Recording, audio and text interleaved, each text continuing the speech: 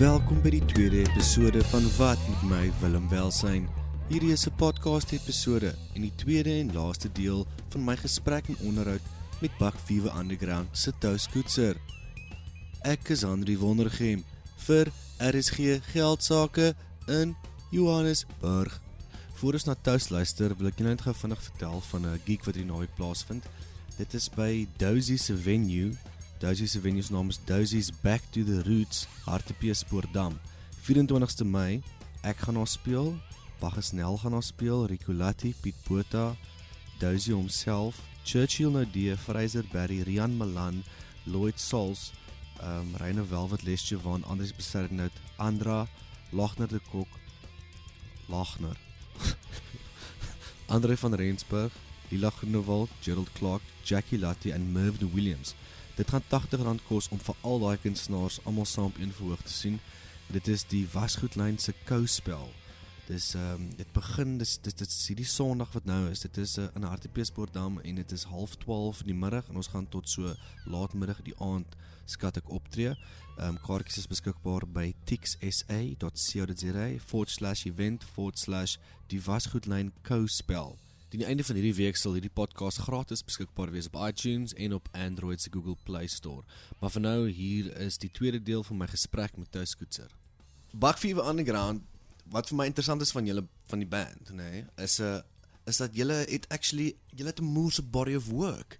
Daar's 'n hele paar albums en daar's live albums, maar wat vir my meer interessant is, die eerste keer wat ek julle gesien het, nee, wat julle gesien optree het, en it blew my mind. Nou as ek is aan Bos, jy weet, Mystic Boer 2004, nee. Nou sien ek vir eerste keer Buck Fever Underground live. So die slag toe is Fok Blieskar supported. Yes, en mense toe terwyl hulle gejam met mense, maar dit was 'n packed crowd, maar dit was Fok of hype, jy weet, en julle het open toe nou vir Fok of. En mense begin toe nou skree, weet, daai jock culture begin toe nou skree, fuck off. Awesome. En ek kyk en dink vir myself, en ek het so bad gevoel vir julle, maar aan die ander kant het jy daar gestaan met 'n moerse smile, want ek onthou dit soos gister, jy het gestaan soos, skree dit, want this is what we're about, verstaan jy? Ja, ons wil hê, julle moet daai tipe, ons is nie jou fucking hype band, nou, ons is nie dit nie, en wat toe gebeur is, toe kom Fransje van Coke en al die ouens op stage, en hy sê op die mic, al julle ouens wat geskree het, fuck off, vir Buck Fever Underground, julle is fucking narrow-minded. En toe sê ek soos, hier nou is fuck off, Blieskar awesome, verstaan jy? En ek is net, ek het chills gekry, het was vir my so cool. So, hoe dit gebeur dat julle, want julle is 'n consistent band, hoe vind julle 'n audience? Wat proud te release met baie ominous, weird music and stuff in die background. Ek meen, dit appeal obviously tot almal nie, so vertel vir my eers van julle core audience, en dan hoe het julle al, julle het al probably 'n paar random gigs gespeel ook. So begin eens met die audience. Ons het al random gigs gespeel. Ja, ek dink die band, en soos is nou gesê het, weet dit is iets wat gebore is sonder die mission om rich and famous of 'n hit record of iets te maak. Dit was net, these are the means at our disposal. Kom ons kyk wat ons daarmee kan maak. En ons reg aan die begin van die band het ons het 'n songwriting kompetisie gewen. En ek dink dit is maar omdat 3 mense ingeskryf het. Wat was dit? Daar was 'n geraas, die Jocks. Exactly, yes. Daar was 'n geraas wat so 'n program op SABC2 en Beeld het ook co-sponsor. Hulle het 'n kompetisie gehad genaamd Vuurdoop. En Vuurdoop, daar was 'n alternatiewe kategorie en 'n ander kategorie. En ons het ingeskryf in die kategorie alternatief en actually Katie Koekblik wat ek net genoem het, ook saam geswat het. Sy het ook 'n band gehad. Ek vergeet nou wat hulle self genoem het. En die derde persoon dink ek was Wouter van der Venter. No way. Ek het nou Wouter weer gesien. Ja, ek dink hy was die derde finalis in die was hy dalk 'n jaar daarna. Either way, maar ek ken hom ook van daai era af. En ons was saam op vir 'n opname studio's toe. Hulle het so belaglike musiekvideo met 'n swaalvol opgestopte papegaai op Gils se skouers, baie embarrassing van ons shoot. Het julle geraas? Dit is iewers seker. Ek het 'n pitstop video wat geraas het op pitstop geraak. So dis ook so weird embarrassing video wat ek maar en ons was so half, are you kidding me? Ons is 'n finalis in hierdie kompetisie. Ons het die band soos eergister begin. Ons het hierdie een demo gemaak en dit was die song Dink Harder. Dit verskyn op ons heel eerste album en daai oorspronklike demo, hy's iewers dink is 'n hidden track op jou medemens is dood. En ons het genuine met Richard Holmes van die Home Show at Savage. Hy was die recording engineer wat ons hy was so of ons Steve Albini geweest. Oh, awesome. En ons het dit so in die radio studio waar die gaan rekord en is genuinely net, al wat dit is Gil speel gitaar en ek gaan deur hierdie poem. That's it. Hierdie is ons entry. This is what we can do. En Katie Koekblik, hulle het so 2 of 3 songs gekom. Anyway, ons is finaliste en ons word met Joburg toe kom uit Gramstad uit en ons gaan op hierdie roadtrip en nou ons ry almal saam, ons is almal van Gramstad in een kar.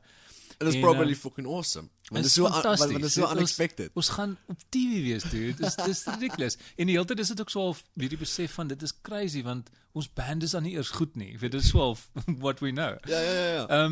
En lo and behold, op pad terug het hulle toen al besluit wie gewen het, so hulle het ons gebel, ek onthou ons gesit by die Gariepdam, daar by die plek wat jy stop en weet na die damwal kyk, en hulle het ons gebel en gesê, okay, Buckfever het actually gewen, en die prys was dat ons 'n CD kon opneem, hulle het betaal, kan nie meer wat die bedrag was nie, maar 'n CD awesome. uit te bring, en J&S Musiek, wat gewoon nie meer bestaan nie, was hulle die CD uitgebring, so ons het op 'n genuine record label, wat eintlik hulle het meer goed uitgebring soos Logner Rekok en Nathaniel en sulke tipe acts. Maar ons was op die label. Hulle het 'n conveyor-belt gehad en julle was op dit. So ons was op dit en so ons kon 'n so 6-track EP rekord en ook deel van die prys was ons op die koppie gaan speel. En is jy mal? Jy weet dis wel ek het dit nooit geweet hierdie is die coolste storie ooit. Ons kan nie op die koppie speel nie. Ons helde speel daar. Jy weet ons gaan nie met we're going to fuck this up.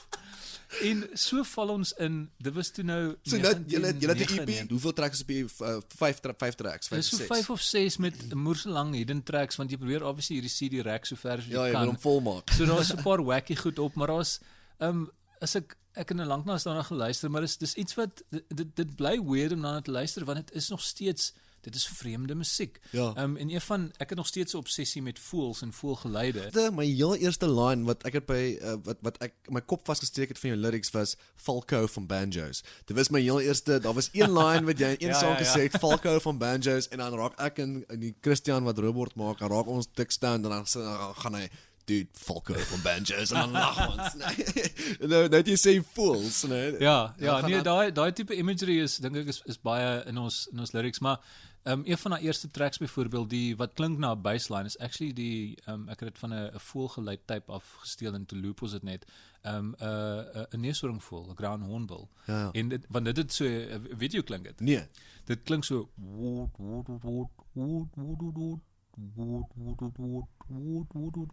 en dit het ons geloop deur die hele track en dit is die bassline, right? Yes, dis so far out. En dis op daai album, want weer eens ons het nou die kompetisie gewen, maar daar was nie druk van okay, julle moet 'n rekord maak wat vir ons radioplay gee nie. Gaan aankom sê, ons doen dit net vir julle. Dit was hulle het die deal gemaak met wat ook al tussen mekaar en dit was ons prys en niemand het ingemeng nie. Dit was net Hoeveel het hulle geprint? 1000, 500 of 1000? Ek dink dit was dalk 1000 geweest. Ja, so dis badass. Badass, bedoel ek dink ek het nou nog so 3 van hulle oor. Okay, maar nou gaan julle op die koppie toe. Julle het 'n video en julle was op die show. Julle was julle nou al op die voor die koppie toe gaan? Ek dink so ja. Ek kan nou nie presies die kronologie onthou nie, maar ja, nee, ek dink ons was. Maar voor die aangaan.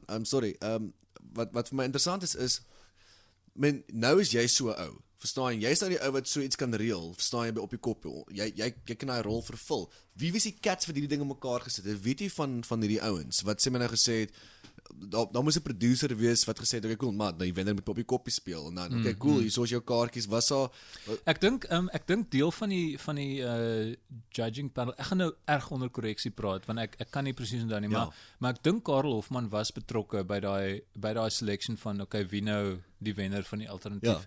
Ek kan nie ek wil my verstout om te sê dat mense soos Johannes Kerkorrel ook op 'n stadium vir 'n opinie ingesit het. Ek kan nie presies onthou nie, maar ek onthou van die name en dan ek wonder amper of Ansie Kamfer, sy was ook 'n vriend van Ralph gewees en hulle ek weet nie, ek kan nie nou wie nog nie, want ons was nooit, jy weet obviously jy is nie deel daar as hulle nou die judging doen nie. Ja. En seker maar Jacques self van geraas, ek kan nie onthou nie. So kan nie vir verseker sê nie, maar ek dink Karel was definitief betrokke en ons het in daai jare, ons het natuurlik elke jaar ook op die koppie toe gegaan. Dit was die ander groot leerskool van Suid-Afrika en die band en die kreatiewe industrie en die mense wat that make it up. Nou jy's 'n groot koppie verken. Ja, en dit is maar dit is deel van waar ek so half mens geword het of die tipe mens wat ek vandag is. Wat anderster is die tipe mens wat ek as ek op skool was en in Sydney gaan swat het, sou ek 'n ander tipe mens gewees het. Ja, dis die ding wat jy geshape het. Maar okay. Ja, so nou jy het 'n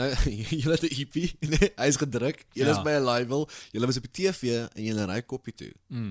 Wat gebeur? Ons het net aanvanklik was dit ek en Gil Hockman, ons is die Buckview Underground. Dis hoe ons die kompetisie geënter het en gewen het. Maar tydens toe ons nou besef ons moet rekord, het ons besef ons het vir John Savage nodig because this guy's got skills wat ons nie het nie. Want John, hy kan soos alles speel en hy's net so al vir baie stadium, hy's net meer musikaal as ons. Ek is glad nie musikaal nie. Ek kan nie eers 'n ding speel nie. Ek kan nie nou nog nie 'n instrument speel nie. En ons het vir John ingekry en hy mag net drums gespeel het, want dit is wat hy die kakste gedoen het, was drums speel. So dan dit maak dit bietjie meer equal. Ja, dan equal dit uit. Ja, hy mag nie op sy sterkste speel nie. Ja. Nee, exactly. En so hy was dus teen die tyd dat ons op die koppie speel deel van die band. So ons was hierdie trio. En ek onthou hy het later vir my gesê Gil op electric? Gil, ek dink het akoestiek gespeel. En daar was 'n drummer. Ja, dis later wat ons meer partykeer Gil bass gespeel, partykeer electric later en so en maar op daai stadium was dit stem, akoestiek, Gil, drums, John. En ons het by die klein bar gespeel, by die klein stage op die koppie en wat natuurlik ook so half met die daai is that's hallowed ground vir ons vandag nog. Of course. En dit was so ek dink dit was so is weet daai Saterdagoggend gig 10:00 ja. Die mense is nog hangover, maar hulle is maar daar, so jy het 'n bietjie van 'n trapped audience. Ek onthou een ding wat gebeur het was dat die ons vriendin Rebecca Khan het sy het ons geïntroduce. Daar was daai jaar 'n groot hit van Brand Van 3000. Yes. En ek vergeet nou die spesifieke line. These guys are a lot of fun. They're nice to dance to. And ladies and gentlemen, please put your hands together for the Buckview Underground. Dis 'n line wat kom van nie die Buckview Underground, maar die res wat van die Brand Van song afkom. Sy het ons so geïntroduce. En ons het begin speel en op 'n stadium kon jy deur die monitors net eintlik vir meeste van die gig het Californication gespeel. Want die klankman het obviously besluit wat se kak is hierdie? Ek gaan nie na hierdie ouens luister nie. So die klankman het gesit en luister na Californication wat 'n groot rekord was daai jaar en ons het dan maar net aangespeel. Ek weet nie of hy bestaan, ek kan nie nou of dit op maar 'n groot deel daarvan was net deur die monitors het ons Californication geluister terwyl ons speel. En ons het deur die gig gegaan, ons het baie stadium met ons het so half 'n uniform gehad, ons aanvanklike look was 'n workers overalls. Ons het sulke campus ground overalls gehad. So jy het besluit okay, wel ons gaan op die koppie toe. Ons het net vir John Savage, we might as well go all out. Jy weet? Ja, ons het die costumes, as ek sê costumes bedoel ek soos was Jenny net workers overalls wat ons tweedehands gekry het by Rhodes se ground staff. Hulle het sulke vuil pers gryserige overalls gehad. En die ding is omdat agterop hulle rug gestaan het omdat nou Rhodes University is RU. Ja. Staan RU. So met 'n bietjie T-shirt paint kon ons dit BU gemaak het. Dit is genius. En dan voor het ons embleem is ons so half die kommunistiese hamer en sekel, man sê dit van 'n hamer is dit die bierbottel. Bier en vryheid is ons motto al van die begin af. So ons het hierdie baadjies en ons het ook in hard hats, sulke rooi hard hats gespeel met nie Swayze goggles nie, maar daai plastic goggles wat jy nou ten minste deur kan sien, nie regtig goed nie, maar ons het dit that was outfits en ons het tent toe aan was so vroeë dae van Laugher Off T-shirt company. Justin Nurse was nog oor saam met ons geswat het. En ons het tent toe aan een of ander Laugher Off T-shirt gedra soos marijuana, at least it's not crack. Daai tipe van neem. En ons maar het julle connect met 'n paar mense met hierdie tipe act, weet op die koppie. Kan jy onthou of daar want nou dag praat ek met Chris Kreef en hy tune vir my daar 'n girl wat ek nou dag ook mee gepraat het ook op die koppie. Sy en 'n ou by Kreef Hotel in Tilbag. Hulle het Kreef Hotel vir hulle troue gereël. Ja. En wat se girl se naam? Ja, jy was daar. En Janey Dowd, wel nou vir ja. En sy sê en hy vertel net vir my hoe want hulle is moerse fans, jy weet, en hy vertel vir my hoe jy daar agter staan iets toe nou voorlees en jy het half 'n hele select audience vir daar staan en almal want hulle ken hierdie stuk en dit was amazing. Wel hy is 'n goeie voorbeeld daarvan. Sy's jonger as ek. En dis actually was ook nogal 'n belangrike oomblik in die storie van the Buckview Underground. Ek veronderstel ek onthou ek het die brief ek het nadat ek die paar jaar wat ek op universiteit in die skoolkosses gebly het ek by 'n vriend van my en sy ma in 'n granny flat gebly en dit was number 4 Parry Street. En dit was nog die tyd wat mense actually, daar was al e-mail, maar jy het nog actually briewe ontvang per pos. En ons het ek het een keer die brief gekry. Sy het fanmail gestuur. Sy het fanmail, want in ons eerste album was ons adres gelys as 4 Parry Street Grahamstown. Ja. Kry sy die brief en ek en Gilder daar gesit en lees in die granny flat en ek gesê, dude, hierdie girl, is sy hoërskool. Hierdie girl love ons band. Ons kan nie nou ophou nie, verstaan? We're gonna disappoint this woman. Jy het fanmail gekry op 'n brief. Ja, dit was net een, mind you. Maar dit was belangrik. And that's enough. en ek het haar naam onthou en later het ons seker maar oor e-mail connect of iets en sy het gaan swat in Pretoria as waar sy vandaan is. En ons het so en aan mekaar by op die koppie begin sien. So sy is een van daai mense wat ons op baie manier en by op die koppie connected en eventually full circle laas jaar speel ek wel as 'n solo persoon. Ek het net voorgelees by haar trou en amazing was Fok op Lysiekaart gespeel. Ja. En dit is die beste trou ooit. Ek het dis vir 17 ure gespeel as I can. Fok op Lysiekaart my 21st gespeel. Ek wil dit net noem. Jy weet dis pretty badass. Nice. It's pretty badass. Maar hierdie troue was letterlik en dit was omdat Chris Krefle dit georganiseer het. Hy het letterlik soos daai scrims wat jy oor die speaker sit aan die kant van die stage. Hy het dit soos met die gesigte van die couple opgehaal. Dit was soos 'n wedding music festival. Wat dit was 3 dae lank. Ek was op die laaste dag daar. Mense het non-stop geparty en Janey being a huge fan en Tian hulle, maar sy albei sy het goed geken wat ek al van vergeet het. Weet daai sy's like that level of into en sy's net amazing. En ek het gelukkig ek het 'n printouts gehad van goed wat ek gelees het en ek het op die stage weet oor die PA goed gelees, maar later was dit so half was ons in so 'n tipe van 'n tipe tentjie daar aan die kant van die stage en dan sal sy so sê asseblief en wel ek is daar ek's betaal vir die aand vir my werk. So I'm at your disposal. I'm your resident poet for the night. Wees so sê dude, wil jy nie daai poem lees nie? En as ek gelukkig het ek meeste van die goed op ons Bakfever website, goed wat al iewers recorded is, het ek die lyrics so dan kry ek gehad op my selfoon en dan lees ek dit, dan roep sy soos 10 mense en almal is so bietjie dronk of bietjie stoned of uitgeparty of ingeparty. So 11 uur die nag, 12 uur die nag, 1 uur die oggend en dan everyone, people sort of huddle around en nou lees ek 'n poem. En dan betek dit nie so lang ding wat ek vir sê people are going to lose interest, maar mense is so of go man, totally entranced en as jy klaar is so of wow, you just do it yourself geskryf man. This is fucking beautiful. Dit was absolutely beautiful. So ja, mense soos Janey het ons ontmoet en dan maar soos wat jy sê, dit vat daai single persone wat terugkom of soos wat jy nou sê, 'n ou ding gaan request en jy go fuck, het daai ding regtig 'n impression gemaak op iemand daai tyd. Ek het al vergeet daarvan en dan kom dit so weer full circle. Dit is beautiful.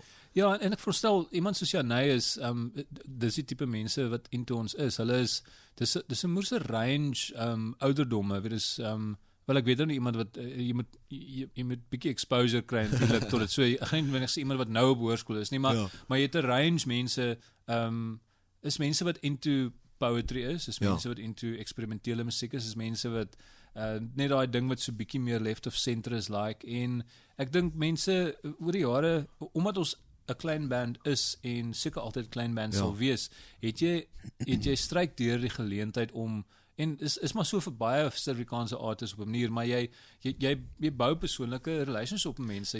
Omdat jy self daai naam op die koevert skryf, omdat jy self daai CD-pos, ek weet hierdie persoon bly in daai dorp. Ek weet hierdie ou bly in daai dorp. So ek weet hierdie enkelte fans wat die moeite doen om CD's te order. Ek het 'n lys van hulle adresse en waar hulle bly. Wat jare later toe ons 2013 het ons hierdie toer gedoen deur mense, grootendeels in mense se lounges en tuine gespeel. So daai City Soirée ding. Wel deel daarvan was City Soirée. Ons main shows het ons deur City Soirée geboek essentially.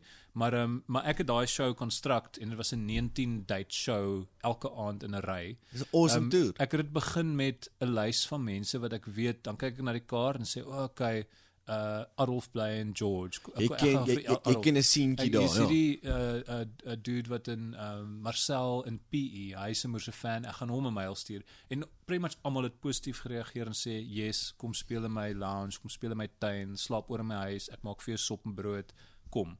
En dit is die tipe mense wat ons fans is. Ouens wat hulle verwag nie jy sê nou ons is prolific en baie goed rekord, maar ons het nie eintlik vir 'n band wat al bloody well meer as 15 jaar aan die gang is nie. Nee, maar ons kon meer goed doen. Julle het 'n discography en ek meen party van julle stuff was awesome record. Ek meen Saves, Buck Fever Underground Saves, daar was my eerste een wat ek gehad het en dit was mooi gerekord. Ek dink en dan daai die nuutste ene Verkeerde Vlei het julle by saam met Tim Rankin rekord, exactly, en dit klink beautiful. Miles Skillock by Rillington kantoor, daai ding constantly was the unfortunate of fucked up, nee, dit was sy line vir 3 maande. Nee, hy het ons gebombardeer daarmee. Maar die bottom line is vir 'n band wat obviously nie baie commercially viable is nie, jy weet, in die great scheme of things, het julle het 'n discography agter julle naam en dis perform. En iets wat ek dis iets wat belangrik is en ons certainly kan dit ook beter doen, maar die belangrikste ding as jy 'n skrywer of 'n musikant is of in 'n band is of wat ook al is om goed te produce en dit vas te lê. Dis goed en wel om 'n fleeting campus band wat awesome punk goed doen vir 6 maande en dan verdwyn jy en jy het nie 'n recording gemaak nie, maar dis jammer as jy nie 'n recording gemaak het nie. As jy die geleentheid kry en ons was in die eerste plek baie gelukkig om daai eerste CD het iemand betaal. En dit was 'n lekker spark. Ja, en dit was so al okay wel hierdie ouens neem ons ernstig op. Kom ons neem onsself ook so klein bietjie meer ernstig op. En dan is ons kom ons maak nog 'n serie en later nog een as ons geld het maak ons nog een, of as ons so voel. So dit was 'n voordeel wat ons gehad het daai aanvanklike spark, maar dit is belangrik om goed te produce. Jy kan eindeloos sit en chat oor die great South African novel wat jy wil skryf. If you don't sit down and try and write it, maak nie saak hoe kak en terrible jou novel is nie. You don't have a shot. Jy moet dit probeer doen.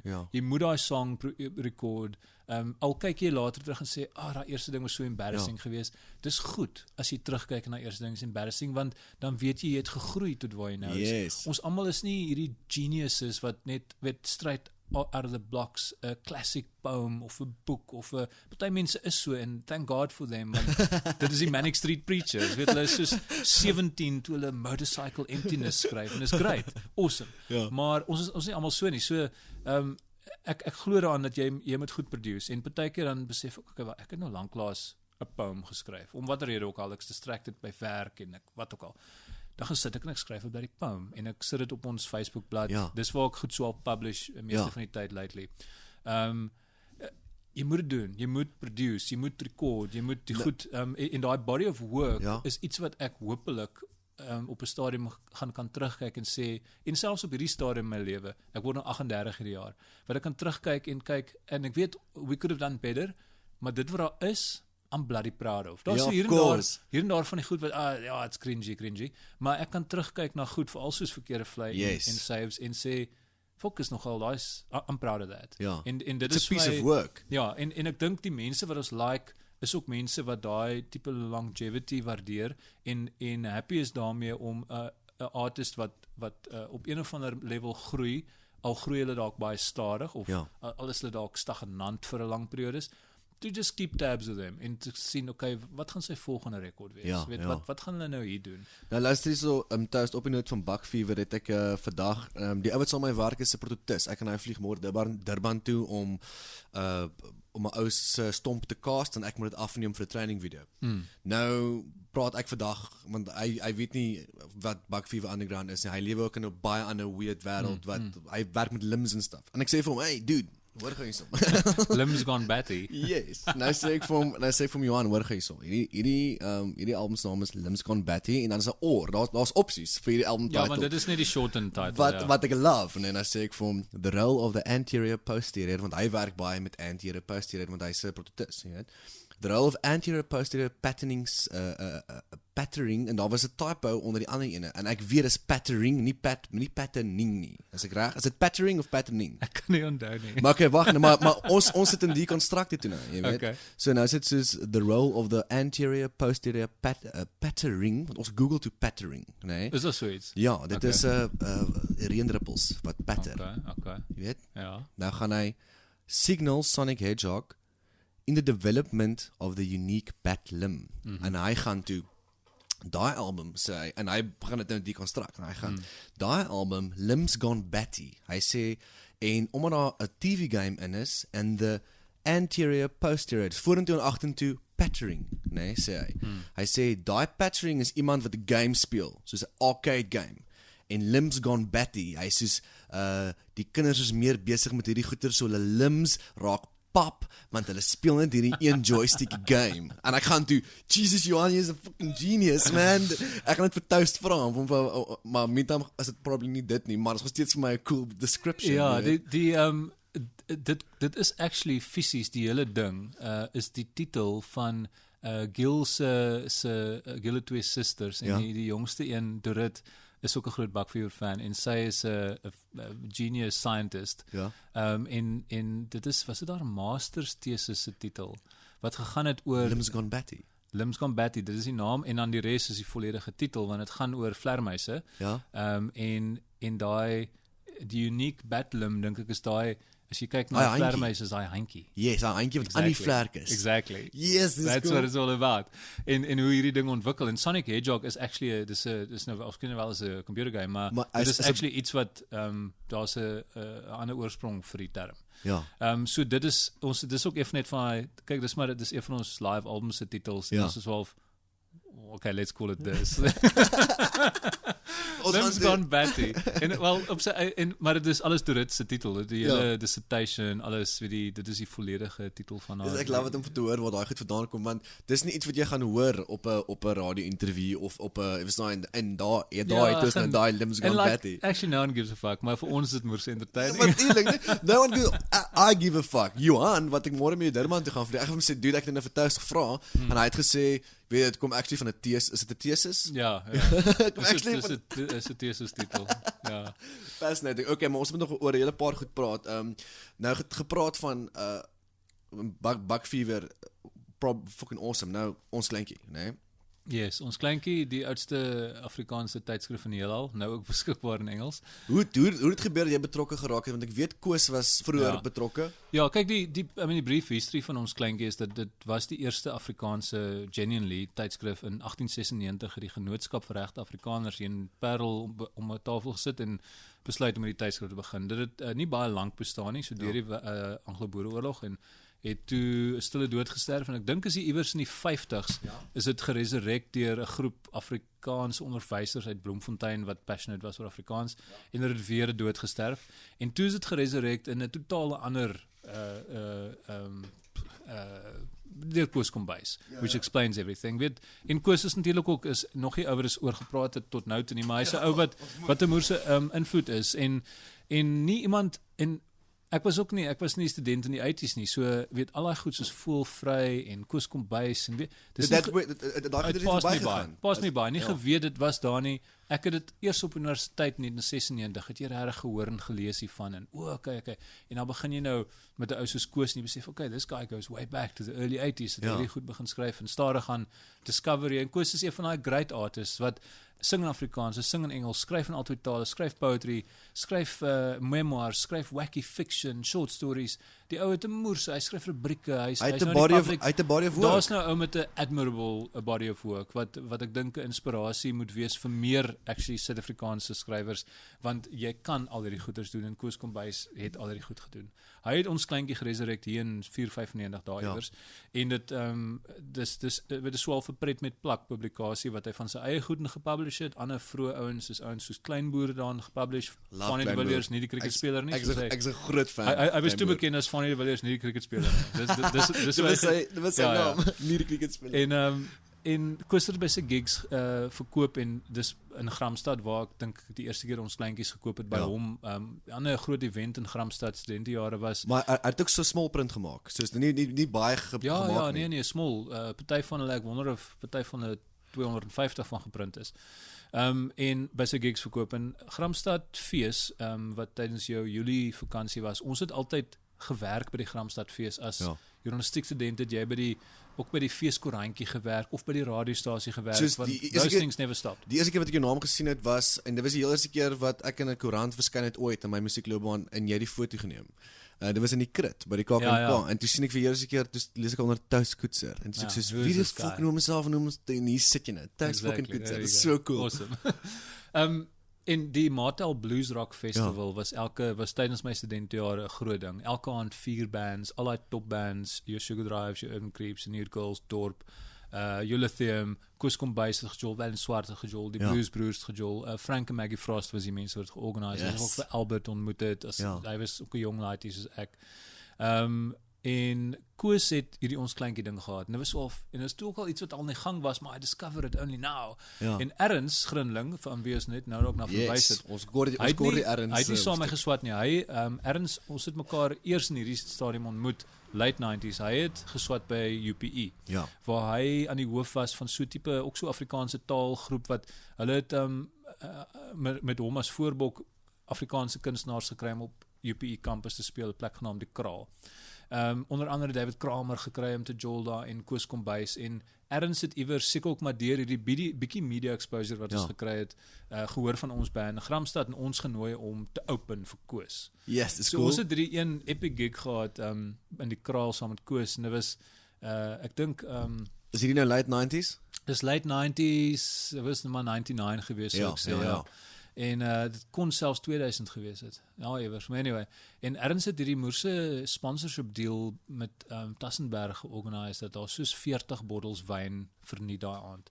En daar was omtrent net 37 mense by die show. Wel daar's jou magic potion vir 'n goeie aand. Ja, so het hierdie disproporsionele hoeveelheid Tassenberg versus mense en almal raak net lekker dronk en party. Dit was net 'n epic soort van meeting geweest en ek en Ernst het pretty tight siterdien. En toe hang hulle bietjie nou vir die eerste keer saam met Koos. Ja, en Ernst het ook al vooraf seker vir Koos ontmoet op 'n paar shows en so en ook weet ons is fans, you know, this guy hierdie is legend. Was hy approachable altyd? Oh ja, absoluut. Absoluut. Daar's bitter min van die bands en mense wat ons nou van gepraat het wat nie approachable was nie. Almal was so half sure, weet neem 'n foto, kom ons doen 'n interview. Ons was net keen. Dit is nog steeds op baie levels 'n klein industrie in Suid-Afrika, maar back then it was minute, weet en almal mense het swaalf weet hulle maak staat op mekaar en Koos was way beyond hang-ups weet op baie stadium in sy lewe. Hy was net 'n cool guy. En hy het weet kort hierna in die vroeë 2000s Koos se lewe en karriere ook bietjie verander. Weet hy het getrou, hy het kinders gekry, hy het sy karriere het bietjie meer mainstream geraak as wat dit selfs nog in die 90s was. En ons kleintjie, hy het seker maar net gesien Toast en Ernst lyk na Keen. Daai is die fakkeldraers wat hom aanvat. Ja. En hy het ek kan nie onthou hoe dit presies gebeur het nie, maar dit was that was the pitch. Weet wil julle ons kleintjie oorneem by my en ons was so half sure. Ons weet nie hoe om te doen nie, maar sure. En dit was so in 2000 gewees en ons kleintjie weer eens is iets wat ons meer mee kon gedoen het, maar alles is maar linked aan tyd en geld en wat jy daaraan kan spandeer. Was hierdie ene wat jy eerste aangepak het? Nee, hierdie ene hierdie ene is 2005. Nee, ons het in 2000 of 2001 het ons al uitgebring. Okay. So daar's 'n paar wat ons ek sal eendag vir jou ons hele argief wys wat ons het. Daar is die vroeër is actually in Gramstad gedruk. Terwyl ek nog in Gramstad was, so dit moes definitief 2000 en dalk vroeg 2001 gewees het, is die eerstes daar gedoen. En daarvandaan, ek het in die vroeë 2000s, ek was 'n bietjie Amerika toe vir 'n rukkie, ek het teruggekom, gefreelance in die Kaap. Ek was pretty much na Rhodes, na Gramstad het ek Kaapstad toe gegravitate. Ek dink baie van my vriende was ook hier. Gil was hierso na sy bietjie overseas jare. Jy nooit 'n Joburg stint gehad? Nee, ek het nou daar gaan hang vir 'n week of 3, maar gewoon ek het ooit langer so 2-3 weke daar gebly nie, nooit daar gewerk nie. En toe ons swerwinge, ek was 2003 in Korea gewees en Gil het intussen in 2004, 2005 daar rond die management en ownership van die Armchair Theatre en Observatory oorgeneem, wat daai tyd 'n groot live club in die Kaap was en waar baie van hierdie mense weer eens bring ons by ou soos Rob van Vuur en The Most Amazing Show. Dis waar hierdie ouens, that's where they kind of waar hulle die harde werk ingesit het en die core van hulle fanbase gebou het vir daai show. Dis waar ons is Freshly Ground 'n klub vol gemaak het. Ons het vir ons het vir Fokhof geopen by die Rockspaar kompetisie by Armchair en dit het my nou kom ek van die Smit af en nou is dit soos dit my hele brein gesmelt. Jy smelt man, jy smelt, ja. Want jy beskiklik is jy in Observatory, jy voel of jy in 'n ander land is. Jy is in 'n ander land, ja. En jy open die grensposte is oop, maar dit is insane. En ek het wat vir my ook interesting is van die kleintjie, julle het hierdie 2007, dis toe ons band Heavy begin toer het en stuff. Toe is ons in Johannesburg en en ek dink jy het my 'n boodskap gestuur of iets. Ek wil nog vir jou een ding ook uitvra wat nogal interessant was, waarom ek nou dag 'n bietjie van 'n tiff gehad met iemand, maar in elk geval, toe rekord julle 'n CD saam met dit, nê, wat deur Brixton gebeur het, Ja, Brixton, Barnard Driekus, hy was die dryf, hy was baie stadium so al vir daai uitgawe, ten minste, hy was die musiekeditor, en hy het die CD aan mekaar gesit, so hy het meeste van die goed gesoos, en saam met, hulle het so onder 1F Music, wat Paul Ricketts se label is, uitgebring. So Christmas worm style chips. So is die bizarste goed op wat jy die mooiste sang wat op is, nee. Die mooiste sang wat op is ek sien jou in my drome, ek voel jou onder my vel. Jy moet 'n draai kom maak. Waar's daai wat sy naam? Praat ons nou van Kobus? Nee. Ek gaan nou vir sê wat sy naam is. Sy naam is hierdie sang het ek soveel keer geluister. Dis die mooiste. Waar so is dit? Bittervrug. Bittervrug. Ja, Charles Badenhoff is sy naam. Charles. Sorry, ek nou want as 'n line Kobus wat ook soos dit klink. Nee, Charles het ten minste 3 albums uitgebring. Hy is, hy's ook 'n animator. Ek sien hom nou en dan, in fact, ons het op ons toer in 2013 het ons by sy in sy agterplaas gespeel in Pretoria. It was 'n awesome show en hy het actually ook gejol daai aand. Hy het 'n hele paar albums uitgebring. Hy het so great line. Ek speel dit nou en op die Unhappy Hour op radio ook. Want wat is 'n hart as jy dit nie kan breek nie. Dis beautiful. Nou, maar wat nou gebeur is met julle band en julle is besig met ons kleintjie ook, jy en Erns. Nou connect jy met ander klein scenes. Ek dink aan ouens soos Plank en Brixton Moord en Roof. Brixton Moord en Roof het actually, hulle het ook hulle het uit, hoe kan my sê, uit Brixton uit ontsnap en hulle het by plekke gaan toer en speel, jy weet, maar bands soos Strike en Plank en ouens soos Bacchus Nel en ek dink aan daai mense is almal connected. Hulle is connected. Julle gaan grootendeels via iemand soos Brixton, want as jy weet 'n bassist of 'n gitarist is wat adaptable is tussen style, dan speel jy dikwels vir baie bands, hy speel vir Gert Volknel beteken en so. Ja. So en Driekus, hy was ook 'n groot influence. Ek dink Driekus bly nog steeds vir my die beste Afrikaanse lyrics skrywer.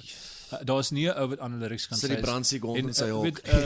Andries Roof hy skryf great lyrics, maar vir my is die treffendste Brixton Moord en Roof songs is geskryf deur Driekus. En in Trike het hy net hierdie ander styl van skryf en perform, nie invent nie, maar it just wasn't there, ten minste nie in Afrikaans nie. Die mooiste ding wat ek ooit gelees het van Trike was actually in ons kleintjie en iemand het hulle gereview, toe sê hulle, Trike is fok of plesiekar vir groot mense. Pretty much, ja. En hulle het ook 3 albums uitgebring. Hulle was baie prolific vir die kort tyd wat hulle bestaan het. En daai set of songs, tussen dit, as jy daardeur gaan, amazing goed. En ja, die mense was connected en ons was ons het Claire. Die meest intimidatingste girl wat ek my lewe ontmoet het. Sy is so intimidating, soos jy kyk af asof, verstaan, sy het 'n weird uitwerking. Sy is amazing. Sy is fantasties. Ja. Ons het 'n paar keer saam met hulle getoer. En as ek sê toer, nou nie sulke groot epic landwyse toere nie, maar die tipe ding wat hulle kom af Kaap toe, ons speel 'n paar gigs saam en dan travel ons saam noorde toe en speel miskien in Bloem. En actually dit een jaar het dit so gewerk en as jy in Bloem kom, nou Trike is net 2 van hulle. Ekskuus, en as ons Bloem kom, dan is dit naby genoeg dat die res van Plank ook kan afry, verstaan? Dan kom 'n kapelaan Pat Plank daar, hy het so geel kar gery, so sportskar, Driekus se broer, en hy's net so flippin awesome en cool. En ek dink amper ons kon selfs eendag 'n show gehad het wat Buckfever en Trike en Plank en Brixton gejol het, wat jy swaalf net al die bands swaalf die mekaar. Dit was die eerste van fucking tasties. Voor dit bestaan het. Before it was cool, man. Nee, hulle was great en is nog steeds great vriende en ek het sulke goeie tyd gehad. Die mense saam met wie ons getoer het oor die jare, en is nie baie nie, want ons het nooit behalwe hierdie onlangse so half huiskiks wat ons gejol het, 'n epic landswye toer nie, want jy het of nie die fondse of nie die tyd daarvoor nie. Dis maar net those are the limitations, maar dan het ons geband met 'n band, 'n ander band wat ek aan dink is Lilo van Durban, Alex Sadheim se band. En hy is ook hy was journalist en ek dink hy werk nou dalk by klas by 'n advertising school of iets. Ja. Maar hulle is ook so indie band uit Durban en ek het hulle musiek iewers gekry en ook actually baie albums, maar totally onbekend, maar great songs. En toe hulle Kaap toe kom, ons het so epic week en 'n half of 2 weet net saam met hulle gehang. Dit was so at the peak of the armchair en ons het daar gejol en in Stellenbosch se gig gejol en hier en daar en net geband met mense wat so dinge op dieselfde manier sien as ons en Trike was definitief ook een so act. Bacchus het ons mee gejol. Ons het vroeg in Fokhoff se carrière 'n paar shows saam met hulle gejol, die een wat jy bygewoon het, being a very memorable one en een of twee by Armchair ook. Just because we could. There was Gil se club. So fuck it, ons support Fokhoff Please dis het gaan werk. Dis hy liberty wat jy vat. En baie sulke gigs gebeur so. Jy weet, jy dink van ek onthou toe by Rolling Stone gewerk het, nou Greg Donnelly, jy weet wat The Wrong Rock Show ook soms aanbied. Ek was saam met hom in 'n band gewees vir 'n jaar, Longtime Citizen, en hy werk vir Shure Publishing, nou werk ek by Rolling Stone, maar hy en Anton Marshall is goeie buddies, so nou bel 'n Russian band, Mumi Troll bel, hulle gaan op 'n 90-jarige skip stop by die waterfront, en hulle soek 'n band om te open vir hulle, en Greg gaan, fuck it, ons gaan vir julle open. Ja, exactly.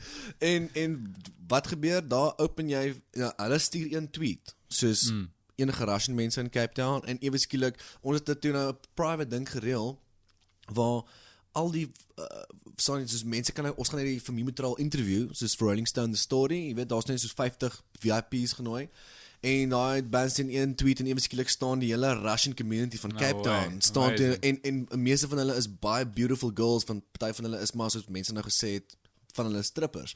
So daar is baie van daai mense daar, en hulle het al die snacks opgeëet, en hulle het die complimentary drinks wat Castle nou gesponsor het, wat probably net soos 100 biere was, en weg. So daai tipe gigs, as dit so gebeur, daai is die lekkerste gigs, verstaan jy? Daai wat jy in het. Nee, for sure. So, nee, ek het amazing mense ontmoet, en is mense wat ek nog steeds my vriende ook is, en jy encounter hulle op in verskillende fasette van jou lewe.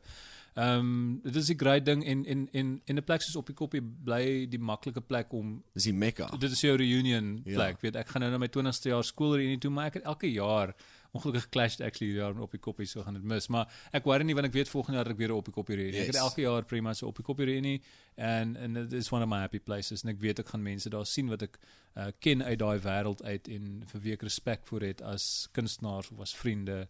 En dit is awesome. En ons kleintjie het speel 'n rol, en het ook nou 'n link met Op die Koppie opgebou die laaste paar jaar. En daai laaste twee wat uitgekom het, was beautiful geweest. Ek was so bly ek het iets ingekry daar. Dis vir my soos as 'n lightie, nee man, jongere, verstaan jy, om iets in die kleintjie te kry, is dit vir my amazing. En ek verstaan obviously presies daai thrill, want toe ons net begin het, waar ons ook in Koos Kombuis ons kleintjie gepublish gewees. En ek onthou die eerste keer toe iets van my daarin gepublish was, want dit was so wow, Koos Kombuis het my poem gepublish, can you believe it?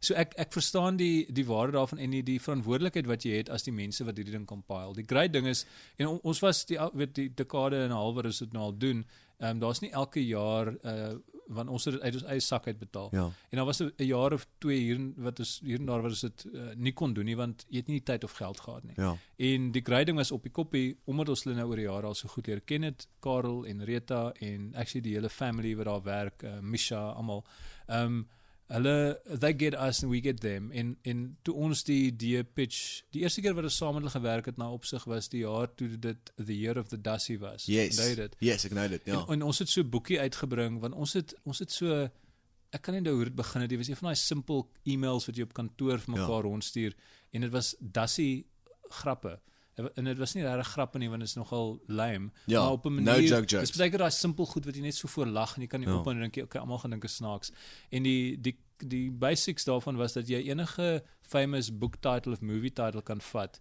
en as jy een van die woorde verander na Dussie of Das, dan is dit snaaks. So jy kan nou sê maar, instead of whatever, ek maak nou 'n voorbeeld op, sê maar nou Enter the Ninja is Enter the Dussie. Enter the Dussie, yes. En as jy nou met daai trant aangaan, en so het ons hierdie chainmail gehad, waar ons eventually dus hierdie duisende woorde create, tussen ek en Ernst en 'n paar ander mense, wat gedink het dit is snaaks, somehow. En toe ons nou hoor, en dit was actually voor the Way of the Dussie of the Year, was it The Way of the Dussie?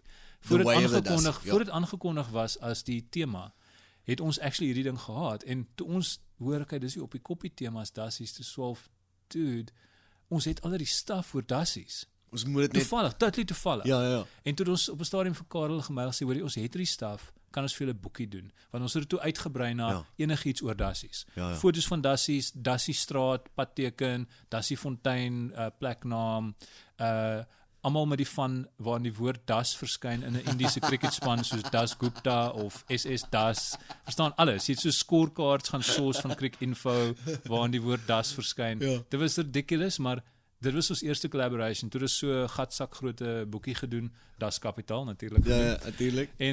En dit was en hulle het so al gedink, okay, dis crazy en awesome en dit hulle daarvoor betaal en ons het verniet uitgedeel. En ons het so 'n paar jaar later het ons sê maar kom ons doen ons kleintjies soos dit.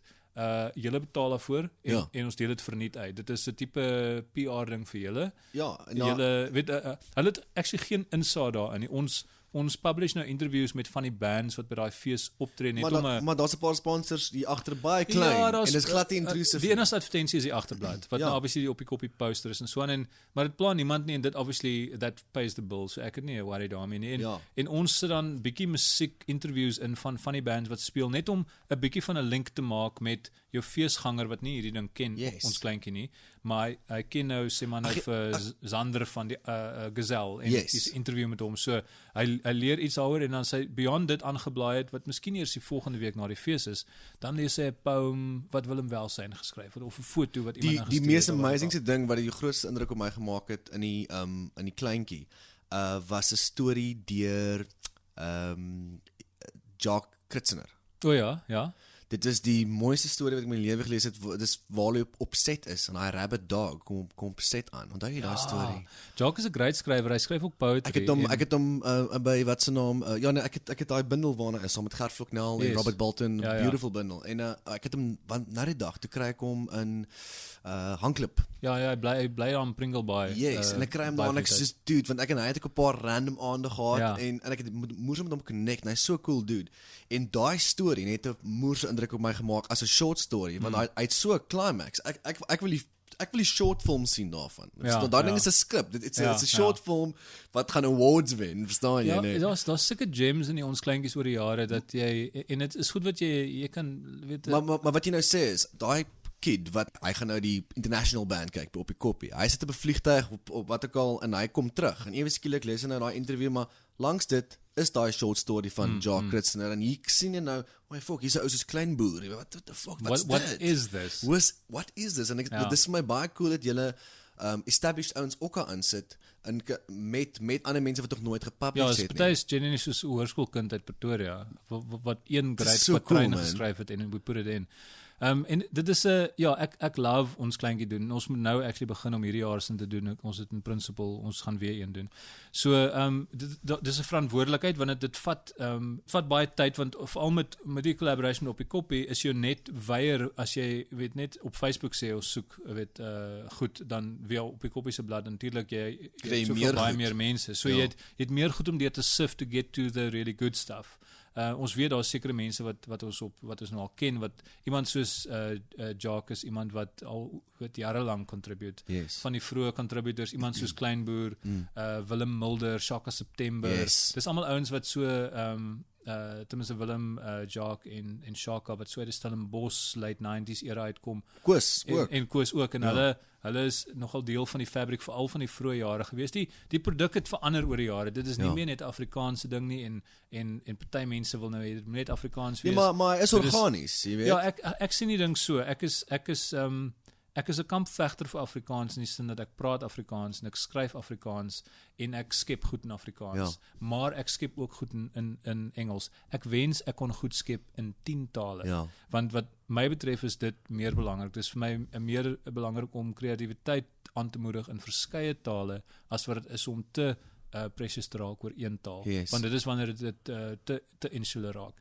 En iets soos ons kleintjie het die potensiaal om jy kan nou net fokus op Afrikaans, maar in die platform van op die koppie maak dit nie sin nie. Op die koppie is nie 'n Afrikaanse musiekfees nie. Dit is 'n Suid-Afrikaanse musiekfees. Die mense wat daarna toe gaan is Suid-Afrikaners. Hulle praat verskillende tale as eerste tale. So ons het Afrikaans en Engels daarin en in fact daar's ander tale ook once in a while en as ons bydraes kry. En vir my is dit meer belangrik. Ja, jy wil ou prikkel in Afrikaans, maar jy kan op dieselfde manier prikkel in Engels. En mense wat tweetalig is in ten minste daai twee tale, kom nie eintlik verskil agter tussen die twee tale as jy lees nie. As jy Ek het lees, nooit gaan dit oor opgemerk. gedagtes. Ek het nooit opgemerk daar was so 'n shift gewees eerstens nie. Jy weet, vir my ek net so half, cool, nog iets anders, jy weet.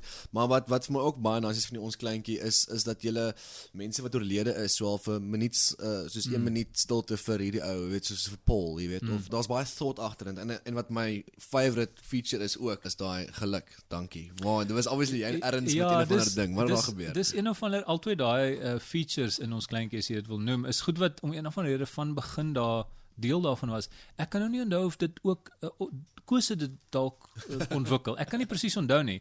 Maar die 1 minuut stilte was so half weet eens, jy het hier 'n publikasie wat jy enigiets mee kan doen. So vat 'n hele bladsy en sit niks anders daarop as rest in peace GW. Dis net dit. Dit is 'n skoon bladsy, dis nie 'n artikel oor die ou nie. Dis 'n skoon bladsy en al wat jy sien op daai bladsy is 1 minuut stilte vir Sid Kitchen. Weet, kom ons net vir 'n oomblik, just pause what you're doing. Sid Kitchen is oorlede. What a legend he was. Toast. Maar jy hoef nie te sê nie. Dis net laas naweek is ek by ek en Chris, ons gaan drink 'n koffie by Gertflok Nel. Jy hoor hoe trendy is ek. Gouda. Ja, dan nou. Nee, hy het nou getrek. Hy bly nou net buite toldag. Okay. Moet nie eintlik dit vir mense sê, maar in elk geval in elk geval en ons is daar op sy stoep en die burger lê daar. Ek dink dis die Saterdag burger en ek lees soms die obituaries, jy weet. En ek sien hierdie ou oom wat daar in is en sy kinders het een of ander kakfoto van hom van Facebook afgetrek en is pixelated en hulle het geplaas en daai laaste oom se foto wat verskyn in die wêreld is daai dis 50 pixel blokke. Jy kan hom skoon. It's not right. En om dit net te sien waar jy maak hom so in die middel oop. Jy weet en daar's soos 1 minuut stilte vir Paul Wilson. Jy weet 1 minuut stilte vir Sid Kitchen. Dis beautiful. Hierdie tipe goedjies vir iemand soos Janey, né? Vir daai mense, as dit vir daai mense saak maak en ek's een van hulle. Want dit is net dis so beautiful. Baie dankie dat julle dit doen, hoor. Ja, dit is 'n moeilike plesier. Dit is ook iets en I mean maybe volgende jaar sê op die koppie oor ons kan dit nie bekostig nie, ons kan dit nie doen nie, dan daar sal ook miskien 'n stadium wees wat ons iemand anders sê, hoorie, dude, wil jy ons kleintjie verder voer? Ja, op 'n manier het dit actually gebeur. Nou laas jaar het ons iemand van Potch wat en sy oupa grootjie was actually een van die ouens van die Genootskap van Regte Afrikaners wat om my tafel gesit het en ons kleintjie uitgedink het. Het julle 'n bloodline gekry? Ja. En hy het ons genader en gesê, hoor jy, hy en 'n vriend, hulle is in Potch, hulle wil 'n website begin, 'n web version van ons kleintjie en dit bestaan. Jy kan dit nou gaan check. Dis kleintjie, nie ons kleintjie, maar kleintjie.com.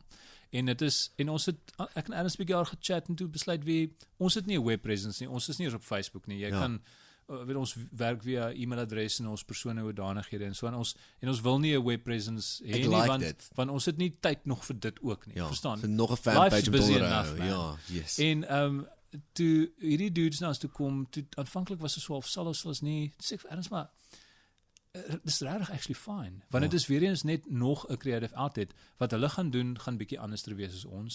Dit is soortgelyk, maar anders.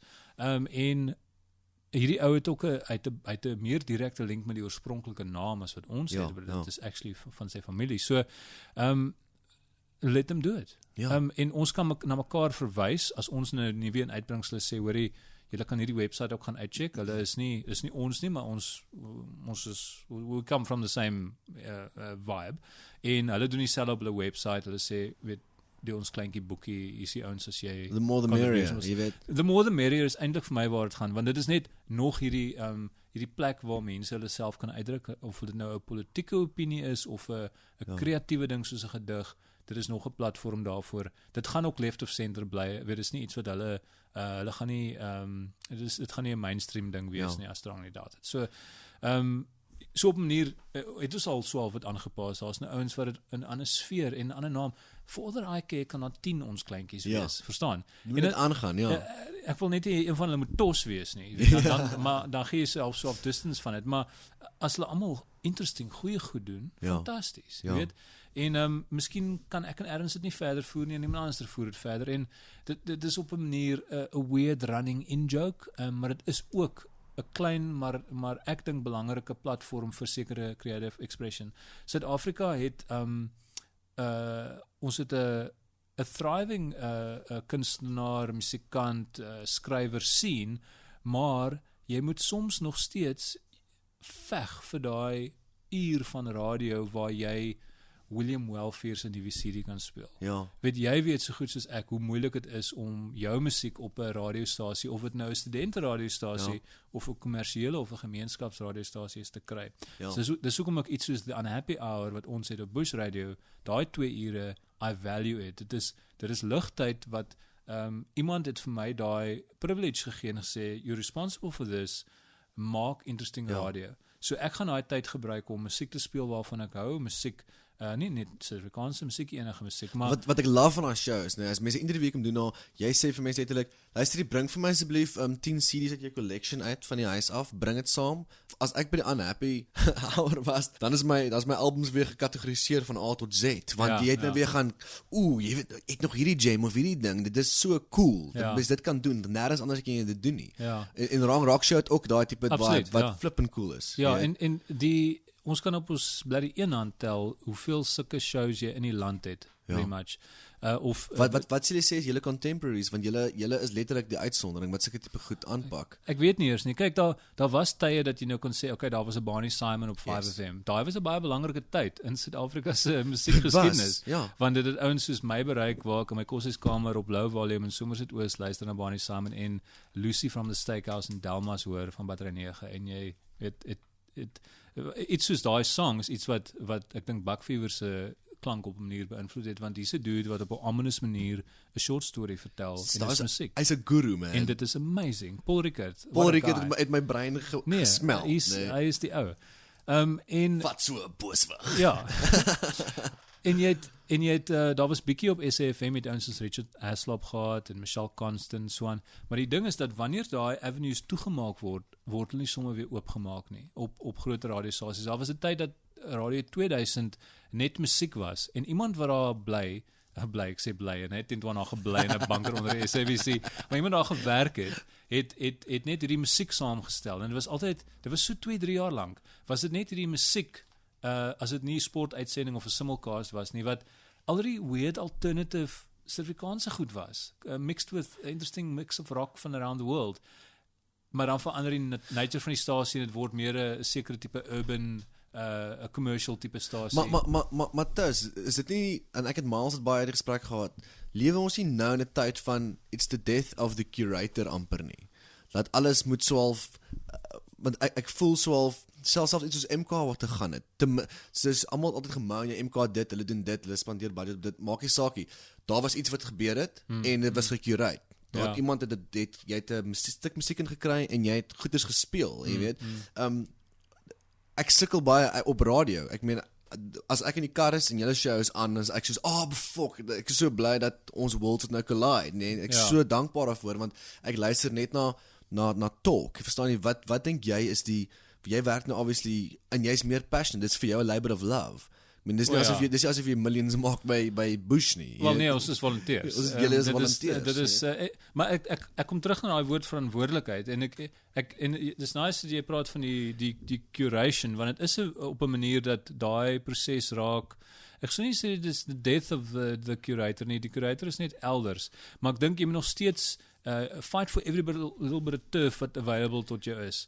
Daar gaan tyd wees dalk wat dit onrealisties is om 'n papier ons kleintjie uit te bring en dan is dit dalk 'n website of 'n app of whatever it might be. En dit pla my nie regtig. Ek hou van papier en daarom sal ek dit solank as moontlik op papier en in hierdie tasbare formaat wil hou, want ek is nou maar ou skool. Ek kom van 'n tyd wat jy nog in 'n donker kamer foto's ontwikkel het en dat jy goed fotokopie na mekaar stapel en dit is jou skoolkoerantjie of wat die geval ook al mag wees. So dit bly vir my kosbaar en ons kleintjie as 'n spasie, as 'n cultural space, daai 2 ure radio wat ek het nou en dan 'n Bush Radio is cultural space wat jy goed kan promote. Ander mense se musiek, 'n local artist, wat dit ook al is, 'n skrywer, 'n poet, 'n spoken word persoon, wat dit ook al is.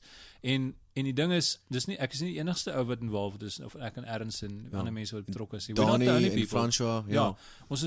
Dis almal wat in 'n happy hour werk. En daar is ander mense ook elders hier en daar, maar die feit is dat dit is min. En dit is nie jy gaan is nie ek glo nie weet die goed wat ons like en support gaan nooit noodwendig die mainstream popular culture wees nie. Maar partykeer gebeur dit dat iets soos Fok of Polisiekar is dalk 'n goeie voorbeeld. Hulle naam is Fok of Polisiekar. Niks omtrent Fok of Polisiekar van hulle naam af was veronderstel om ooit 'n sukses te wees nie, want hulle naam sê Fok of. Verstaan? Dit sê Fok of mainstream, fok julle en julle middelklas waardes en julle suburbia en fok julle. Ons naam is Fok of Polisiekar. As it turned out is hulle 'n briljante band. Hulle het die afgelope dekade se iconic Suid-Afrikaanse rock songs selfs geskryf. Fantastiese albums gemaak. Gemorf into other bands, gemorf into individue, ouens wat hulle eie goed doen. En die verste uitvloeisel daarvan is dalk nou François se solo album. Wat is die groot treffer? Een wat hy saam met Karen Zooi doen. Iemand wat van daai selfe fok julle plek kom. Ek onthou ook gitaarstuk ingeslaan het en alles. Ek onthou those early angry years met Cactus en Kakan. Rock art daar, Sar 9. Ek het my pa se bike gesteel om hakkie te gaan kyk. Weet jy hierdie twee jong Afrikaanse punks wat nou bietjie ouer is en hulle is op RSG en dit is hierdie huge song. So nou en dan gebeur dit dat hierdie mense deur hierdie avenues gaan en skop teen die mainstream en die mainstream word. And that's awesome, dit is great, maar ek hou daarvan om te glo, en is nie iets wat jy ooit sal kan bewys nie, maar klein goedjies, goed soos die Barney Simon, die Unhappy Hour, ons kleinkie, een of ander dude op Tuks FM wat The Buckfever Underground speel, of Fok of Polisiekar pand, totdat almal besef dit is so befok. Daai klein invisible mense, en baie keer is dit invisible, dit is crucial en dit is iets wat jou eventually, as die dobbelstene regval, jou die treffer bring wat Karen Zooi en Franso van Cooke nou uitgebring het. Dit maak staat all the way through the years op hierdie klein, en is ook hierdie invisible curators. Iemand wat sê, hierdie is great, ek gaan 'n CD review daar skryf en dit op my blog sit, of ek gaan dit so doen. En dit is die ding van, weet ons, die konvensionele curator spasies is dalk besig om te verdwyn vir hierdie tipe nisgoed, soos, weet 2 ure elke weeksaand van 'n Barney Simon, Rolling Stone magazine. Rolling Stone is nog 'n voorbeeld daarvan. Ons weet dat daai content en opinies elders gaan voortleef. Dit is net moeiliker om het te compile, want is nou versprei oor 'n Facebook en 'n Twitter en 'n Instagram. Is meer vlugtig. En is nie eers in blogs en wat ook al. It's out there, is net moeiliker om dit saam te trek. Daar is nog steeds spasies vir daai curator. Ek dink sommer net aan, daar's 'n Facebook groep waarna ek behoort. Tunes to Use or Lose is die groep se naam. En die mense wat dit begin het, ek weet nie eens wie hulle almal is nie. Ek het dit net gejoin op 'n stadium, maar dit is 'n great bron vir my van nuwe musiek ontdek. Meestal internasionale goed, maar baie keer ontdek ek goed daar en dan speel ek oor by Unhappy Hour. Ek het nie die nuwe band, dis hoe ek dit gekry het. Maar daai ouens speel 'n rol van curation en is 'n groep like-minded mense. Ek sit ook partykeer iets nuuts daarop wat ek nou weet, hierdie is 'n nuwe ding, check dit uit almal. Maar op daai punt vir curation, want ek het nou nog ook 'n gesprek gehad met 'n ander comedian vriend Werner, is dat wat vir my, die internet is amazing, maar soms raak dit vir my 'n white noise. Ons ek en jy wat heeldag deur ons computer, ons kyk heeldag deur die window. Dis uitputtend. So die ding is, ek kan nie alles deur hierdie een venster ervaar nie, jy weet, soos ek het klomp tabs oop, ek werk op 'n klomp verskillende goeters, jy weet, ek kan nie YouTube en dit nie, maar die cool ding vir my is radio weer, as ek in my kar klim, ek sit dit net aan. Ek druk 'n knop en iemand bied iets vir my aan. Ek hoef nie te gaan soek nie. Iemand, as ek die TV aansit en daar's 'n, ek het DStv, maar daar's nie, ek kan nie die hele tyd net fucking 80s en 90s op VH1 luister nie. En MTV is letterlik net reality TV. Ja, bestaan nie meer nie, is ridiculous. Dis reality TV en MK is nie meer daar nie, jy weet. Dan moet jy dalk net weer gaan soek. Daar's nie 'n ding wat jy kan aansit en gaan bam, hier gaan ek nou baie cool nuwe musiek gaan nou in my brein inkom outomaties nie, jy weet. Ja, ek weet nie wat gaan gebeur nie. Ek dink, kyk, ek werk ook vir 'n tydskrif wat gewilde hoofstroom tydskrif is weg, en ons het 'n groot leserskap in die Afrikaanse gemeenskap, veral ons het ook Engelse weergawe, Go, maar Afrikaans is die grootste, en is iets wat ons baie oor praat, net soos julle ook seker by Rolling Stone sou discuss het, van vir die toekoms van 'n papier tydskrif. Wat is die toekoms? Mense sê nee, almal gaan goed op hulle tablets lees, elektronies en so. Nou, there are different schools of thoughts. in die algemeen glo ek dat en het in elk geval reeds gebeur is dat tydskrifte wat dit om een of ander rede nie commercially gaan maak nie, gaan toemaak en gaan nog toemaak. En sekere leesgemeenskappe gaan dalk heeltemal migrate na mobile devices toe of die internet of wat ook al is, elektronies, digitaal. Maar daar is 'n soort van 'n tipe kickback teen die system van verandering is dat en baie keer verander ouens en dan kom hulle terug na 'n papierproduk toe. Want die school of thought is dat sekere goed verkies mense om op papier te lees en as daai craving na daai artifact. En ek dink ek weet nie, miskien craving na die artifact. Ek like daai. Ja.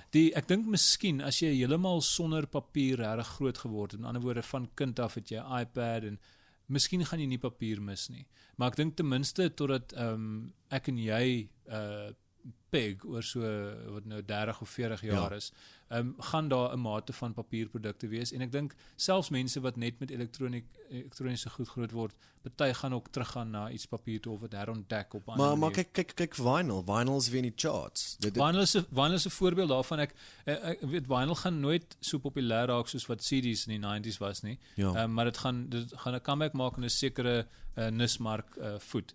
En dit is veral in Amerika wat tydskrifte betref, wat baie van die tydskrifte wat die ouens hardcopies, weet 100 is nou 'n groter tydskrifmark, maar sê maar 100,000 'n maand verkoop without a problem, is 'n nismark ding soos The Cabinet Maker of so iets, weet van order dit want hy leer hoe om kaste te maak by die huis. Coop Weekly. Ja. So as jy jou nis kan beskerm op 'n manier en 'n absolute authority raak daarop, dan kan jy voorbestaan as 'n papiertydskrif.